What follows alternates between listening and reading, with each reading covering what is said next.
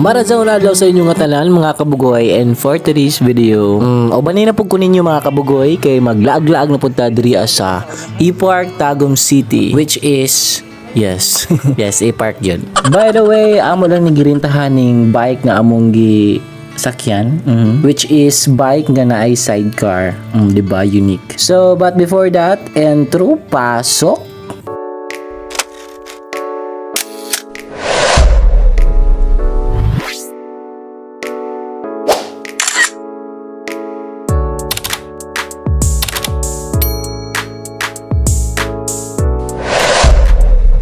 What's up mga kabugoy, and for today's video nami karon sa E-Park Tagum City. Yes. So together with my wife. How do siya mo pedal? Sige, go. Grabe bay. Mura mag zombie. Out bangga. Tanaw ihagbong lagi bay.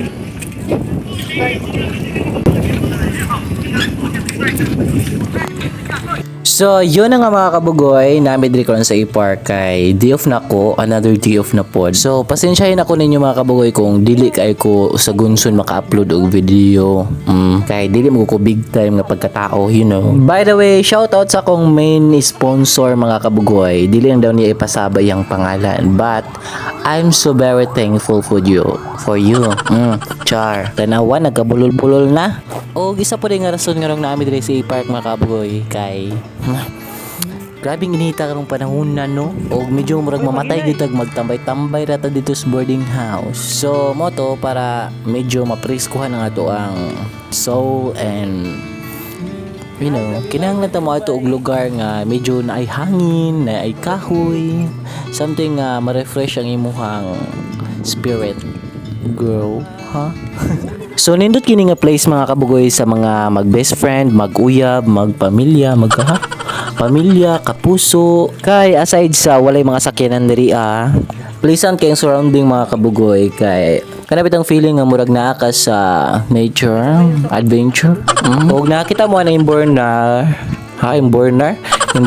Gihimo na siyang dating area sa mga mananap, joke. Sa mga mag-uyab nga wala kabalo ang mga ginikanan.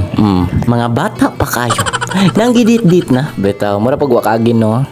By the way guys, napot sila dre football area kung mga ganahan mag-football, football. Perfect ini nga place para sa inyo ha. O gusto pud mag baseball, napot sila baseball nga ground diri nga inclusive ra pud para sa baseball. By the way, first time pa nako diri kauban sa akong asawa nga mulaag diri nga area. Nami kay feeling na mo nami sa probinsya. Naka-remember nilong ko tong dito pa Miskuyago. Nalingaw kay akong asawa kay first time daw niya nga mag-bike siya. So ako nang gihatag siya ang tanang pagkakataon. Kay masuko mag-Ilogan, so sige go. Pero kini nga part kay gikapoy na daw siya, so ako say nag-take over nga magpedal. Nagkatawala ko guys kay pag-uli na mo kay nangahawoy diyahang tuhod. Natingala na lang ko kay namukaw na siya gabing dako niya nagpahilo. So mo to giparking lang na mo ang bike kay diri nga part mga kabugoy kay gipangkapoy o gipanggutom naman ang mga person, so nagparking sa may kay mga on. Bali paniud na po naman yung mga kabugoy kay wala pa may paniud to o gipanggutom na po yung mga person, you know. And by the way, shout out to Janry Dimpas Tubalya, Haiko, and also shout out to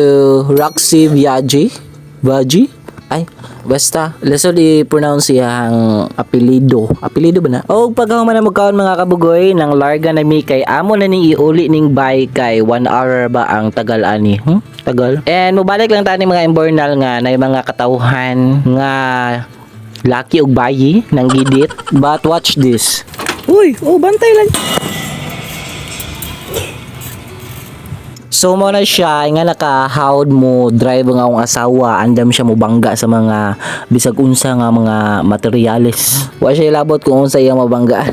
By the way, napoday playground sa mga bata dali. Speaking of bata, so nahuman naman bike amo nang giuli kay 1 hour man lagi ang tagal adto. So nagduwa-duwa na lang ni sa akong misis. Gihimo na mong racket among mga chinelas, tapos ang shuttle ka kay kaning mineral water. Wala lang, trip lang na mo. So, duwa ta guys.